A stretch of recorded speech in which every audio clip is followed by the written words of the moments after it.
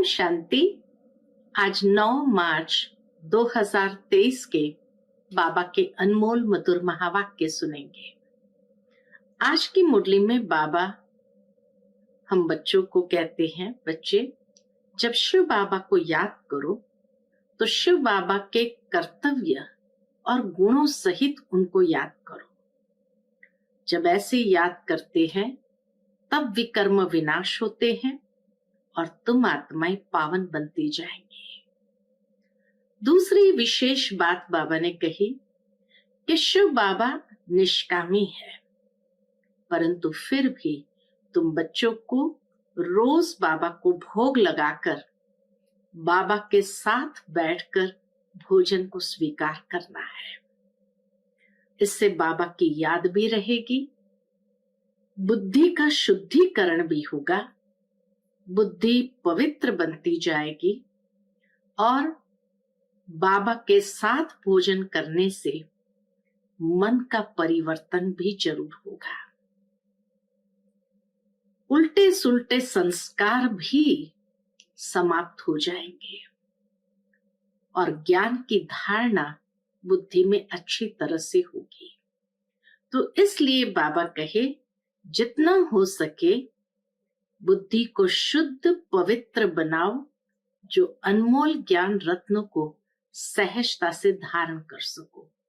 सुनते हैं आज के बाबा के मधुर महावाक्य। ओम शांति।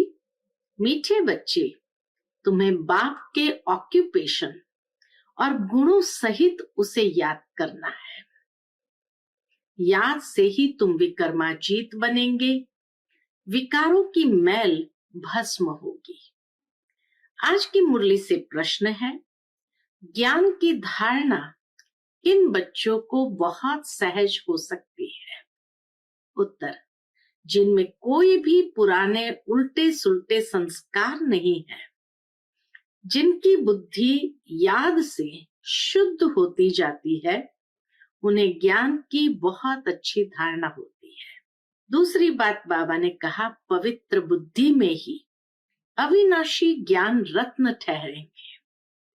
और तीसरी बात बाबा ने कही, भोजन बहुत शुद्ध हो, बाप को स्वीकार कराकर फिर खाने से भी ज्ञान की धारणा अच्छी होती है।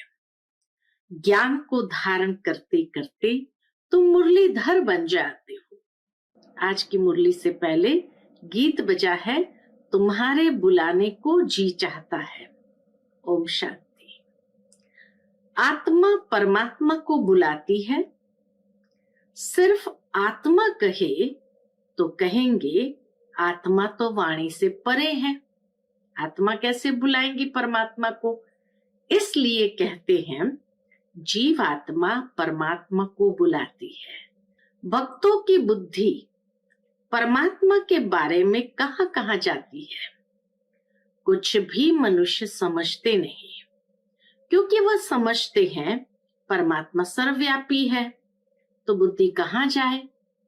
सर्वव्यापी समझने के कारण कहेंगे सब भगवान के रूप है, बुलाते हैं, परंतु बुद्धि में लक्ष्य नहीं है। परमात्मा में बुद्धि एकाग्र नहीं हो सकती है। सर्वव्यापी जो कह दिया, परम पिता परमात्मा तरफ बुद्धि जाती नहीं है। किसी भी जीव आत्मा की बुद्धि में यह नहीं आता कि हम उस ज्योतिर्लिंगम को याद क्यों करते हैं, वह हमको क्या देता है। बाबा कहे किसी की बुद्धि में ये बात नहीं आती है कि वह हमको क्या देते हैं, जो हम उनको याद करते हैं। जो बहुत अच्छा देकर जाते हैं उनको याद किया जाता है, उनकी याद जिंदगी भर रहती है। कोई ने पाई पैसा दिया, वह तो लेन देन चलती ही है, परंतु समझो कोई गरीब है, उनको कोई मकान बनाकर देवे या उनकी कन्या को शादी कराने में कोई मदद करता है, तो सारी आयु उनकी याद रहेगी, उनके नाम रूप की याद रहेगी। फलाने ने हमको मकान बनाकर दिया। यहां भी तुम बच्चे समझते हो, बाप हमको विश्व का मालिक बनाते हैं, मनुष्य को तो न आत्मा का न परमात्मा का ज्ञान है। आत्मा है सूक्ष्म ते सूक्ष्म, जिसका पता नहीं पड़ता, कब अंदर प्रवेश करती है फिर निकल जाती है। बहुत महीन बातें हैं, उनका साक्षात्कार भी दिव्य दृष्टि से ही होता है या दिव्य दृष्टि से ही देख सकते हैं। वह ब्रह्म कहते हैं तो ब्रह्म का भी साक्षात्कार हो पड़ेगा। अखंड लाइट ही लाइट देखने में आएगी। ब्रह्म तत्व तो जरूर बड़ी रोशनी देखने में आएगी, परंतु परमात्मा कोई वह चीज तो नहीं है ना जो मनुष्य समझ बैठे हैं। तुम बच्चों की भी बुद्धि में आगे लिंग रूप रहता था, अभी तो बुद्धि में है कि वह स्टार है, आत्मा का वही रूप है, दूसरी कोई चीज हो नहीं सकती। परमात्मा भी वही बिंदी रूप है। अब लक्ष्मी नारायण की इतनी महिमा है, उनमें क्या ब्यूटी है? लक्ष्मी नारायण में ऐसी क्या ब्यूटी है? आत्मा और शरीर दोनों सतो प्रधान पवित्र है, हर्षित मुख है। लक्ष्मी नारायण का चेहरा देखो, हर्षित मुख है, गोरे हैं। आत्मा तो बहुत सूक्ष्म चीज है ना। समझाया जाता है आत्मा मैली हो जाती तो लाइट कम हो जाती है। आत्मा मैली हो गई तो उसका प्रभाव या उसकी जो आभा है, लाइट है, वह कम होती है। यह लाइट कम और जास्ती की भी बहुत महीन बात है। हम दीपक का मिसाल देते हैं, परंतु आत्मा उनसे भी छोटा स्टार है। साक्षात्कार होता है, देखा और गया। अब तुम बाप का सिमरण करते हो। बाप ने अपना रूप बताया है। तुम जानते हो शिव बाबा को याद करने से विकर्म विनाश होते हैं। बल और मनुष्य शिव को याद करते हैं, परंतु इस ज्ञान से याद नहीं करते। वह जानते ही नहीं, न जानने कारण विकर्म विनाश हो नहीं सकते। ये जानते ही नहीं कि हम योग लगाने से विकर्माजीत बनेंगे। अच्छा, फिर क्या होगा? यह भी नहीं जानते हैं। तुमको बाप समझाते हैं, योग से तुम विकर्माजीत बनेंगे। 5 विकारों की मैल भस्म होगी। जितना बाबा को याद करेंगे, 5 विकारों की मैल भस्म होगी। समझाने मिलने के बाद उस खुशी से याद करेंगे। वह यह नहीं जानते कि बाप को याद करने से विकर्म विनाश होंगे।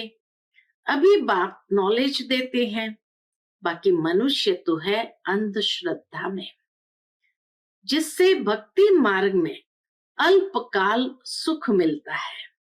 अब उनको यहाँ बुलाते हैं। तुम जानते हो बुलाने की तो दरकार ही नहीं, जबकि परमात्मा को जानते ही नहीं तो फिर बुलाते कैसे? जिसको याद किया जाता है उनके महत्व को, ऑक्यूपेशन को, गुणों को जानना चाहिए। परमात्मा की पहचान कोई के पास भी है नहीं, इसलिए जन्म जन्मांतर क्या क्या करते आए हैं, कुछ भी समझ नहीं। अब बाप बैठ समझाते हैं। गीत में भी कहते हैं, बाबा आप आकर ज्ञान सुनाओ तो हम सुनकर फिर औरों को सुनाएंगे। जैसे शास्त्र में आटे में नमक है, वैसे इन भक्ति मार्गों के गीतों में भी थोड़ा बहुत है।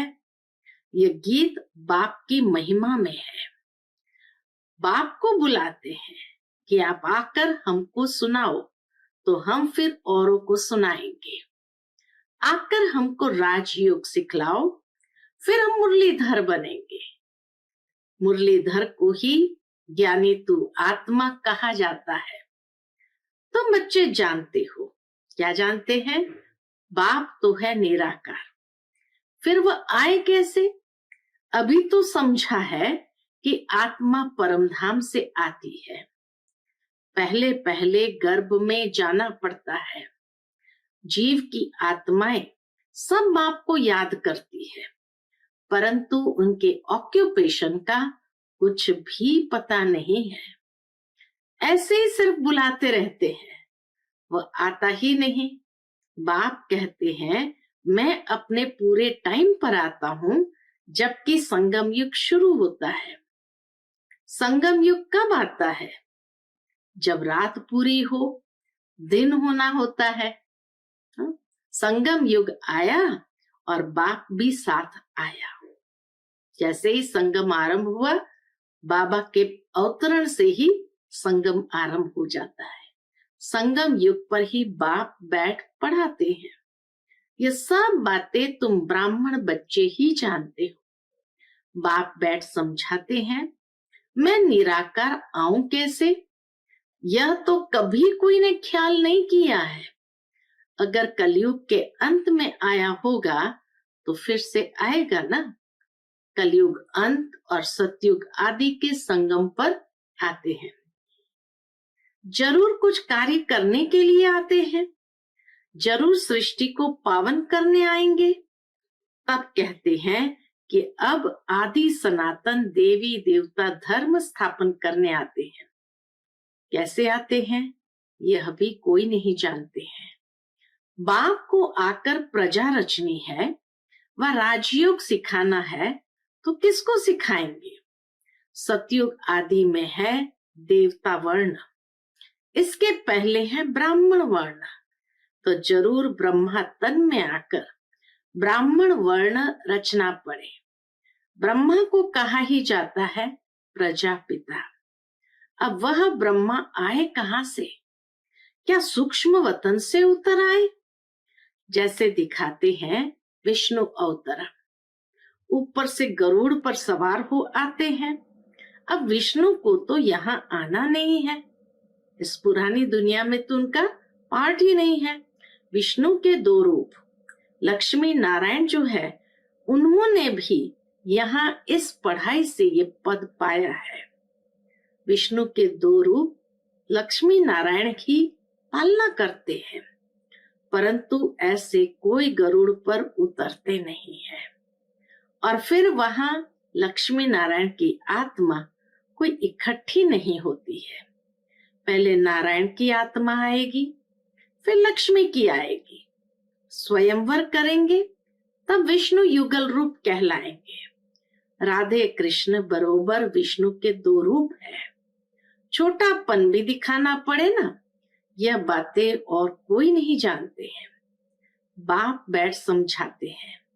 जब ये पहला नंबर 84 जन्म पूरे करते हैं तो हमको इनमें ही आकर फिर इनको पहला नंबर बनाना पड़े।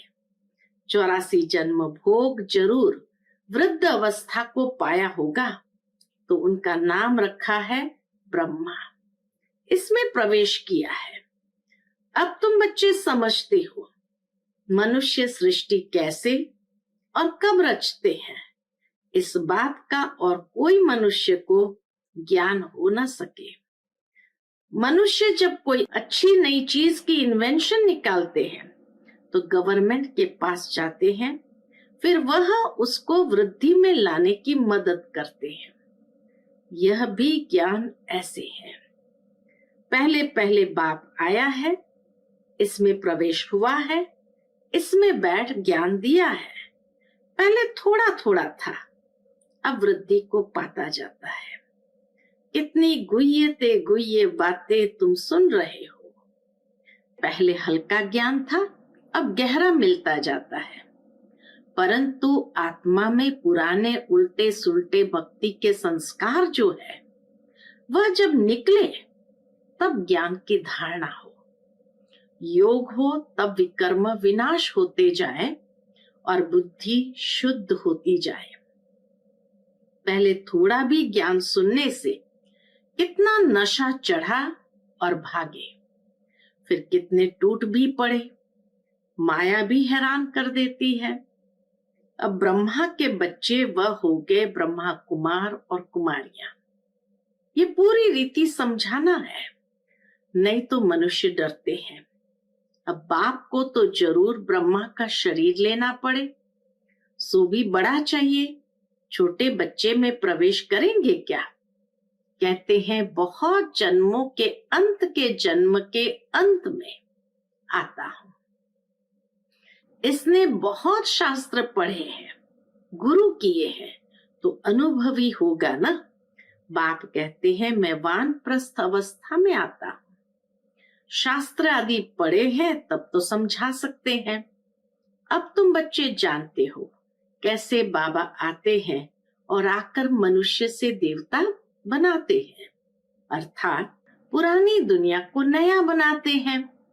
तुमको अभी नया बना रहे हैं।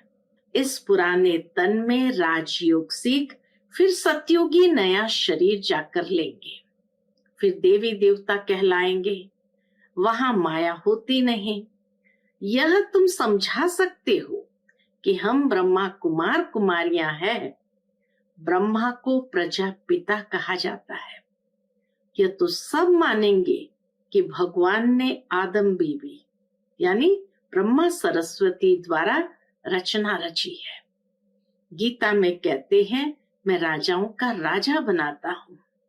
शूद्र से ब्राह्मण बनाकर ज्ञान अमृत पिलाए असुर से देवता बनाते हैं। बल ये लिखा हुआ है, परंतु पहले शूद्र वर्ण से ब्राह्मण वर्ण में लाते हैं तो तुम समझा सकते हो कि हम ब्रह्मा कुमार कुमारी है। ब्रह्मा है प्रजापिता। वास्तव में ब्रह्मा की संतान तुम भी हो। ब्राह्मणों की शुरुआत संगम पर ही होती है। ब्रह्मा द्वारा हम ब्राह्मण पढ़ते हैं।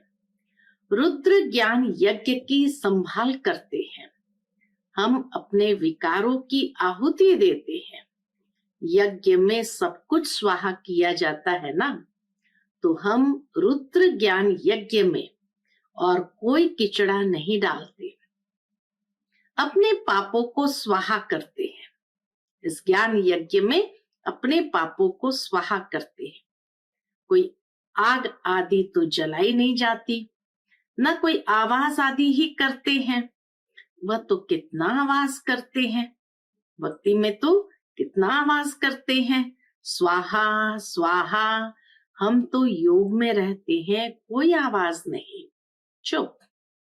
योग अग्नि से पाप भस्म हो जाते हैं। इस रुद्र ज्ञान यज्ञ में योग अग्नि से हम अपने 5 विकारों को स्वाहा करते हैं तो पाप भस्म हो जाते हैं। ब्रह्मा की बेटी सरस्वती भी गाई हुई है, जिसको जगदम्बा कहते हैं। उनसे सब कामनाएं पूरी होती है। वह अम्बा फिर लक्ष्मी बनती है। बच्चों को पॉइंट्स तो बहुत समझाई जाती है, धारणा भी हो ना। बाबा इतना समझाते, लेकिन बाबा कहे धारणा भी हो ना। धारणा तब हो कब? जब योग में रहे, फिर विकर्म भी विनाश हो। बुद्धि पवित्र नहीं होगी तो अविनाशी ज्ञान रत्न ठहरेंगे नहीं। बच्चों को समझाया है कि पहले भोग लगाकर फिर खाया जाता है, क्योंकि उनका भी सब दिया हुआ है। तो फिर पहले उनको याद कर भोग लगाते हैं, आवाहन किया जाता है, फिर जैसे कि साथ में मिलकर खाते हैं। बाबा तो है संपूर्ण पवित्र। हम हैं जैसे भीलनिया। बाबा कहे हम हैं जैसे भीलनिया। हम याद करते हैं तो क्या बाबा हमारे साथ बैठ खा सकता है? हम अपने को संपूर्ण पवित्र तो नहीं कह सकते हैं, तो हम बिल्लियों के साथ वो खाएंगे? नहीं पूछते ना, क्या हम बिल्लियों के साथ वो खाएंगे? फिर वासना ले लेते हैं। वासना लेना कोई खाना तो नहीं हुआ ना, खुशबू ले लेते हैं। हाँ, कोई 75% धारणा करने वाले अच्छे बच्चे भोजन बनाकर बाबा को खिलाएं तो वासना लायक भी हो, क्योंकि बाबा है बिल्कुल शुद्ध। वह हम पतित के साथ खाएं, ये लॉ नहीं कहता। वह वासना ले सकता होगा। पूछते कई लोग, क्या वह वासना ले सकता होगा? बाबा कहते हैं मैं वासना भी क्यों लूं, मैं तो निष्कामी हूं, वासना लेने की भी मेरे पास कामना नहीं है। मैं 100% निष्कामी हूं। भोग ऊपर जाता है, बहुरूपी बैठ देवताओं को खिलाते हैं। देवताएं चाहते हैं हम ब्रह्मा भोजन खाएं, तो बाबा, मम्मा और फिर ऊपर से देवताओं की आत्मा आती है, वह बैठ खाती है। फिर भी रुचि से तब खाएंगे जब पकाने वाले योगी हो। देवताएं भी ब्रह्मा भोजन की महिमा करते हैं। बाप तो कहते हैं मैं आया हुआ हूं तुम्हारी सर्विस करने। हम तो तुम्हारा पूरा निष्कामी सर्वेंट हूं। तुम भल 36 प्रकार के तो क्या 108 प्रकार का भोग लगाओ। भक्तों ने ही भोग लगाया और भक्तों ने ही बांटकर खाया। भगवान निष्कामी है तो भी ऑफर करना चाहिए। बाबा कहे मैनर्स ये है कि भले भगवान निष्कामी है, लेकिन भगवान को भोग जरूर ऑफर करना चाहिए। बड़े राजाएं आदि कभी हाथ में नहीं लेते हैं। उनमें भी किस्म किस्म के होते हैं, कोई ले भी लेते हैं। बाबा का राजाओं आदि से कनेक्शन रहा है ना, ब्रह्मा बाबा का राजाओं आदि से भी कनेक्शन रहा है ना, तो हम बाबा को भोग लगाते हैं। कामना है कि हम बाबा से विश्व का मालिक बनने राजाई लेवे। वह तो है ही दाता। ये सारी सूक्ष्म बातें हैं। भोग कहाँ ले नहीं जाते हैं, यहाँ ही बैठ वैकुंठ का साक्षात्कार करते हैं। यहाँ से जैसे कि गुम है, इस दुनिया की बातों से जैसे कि गुम है।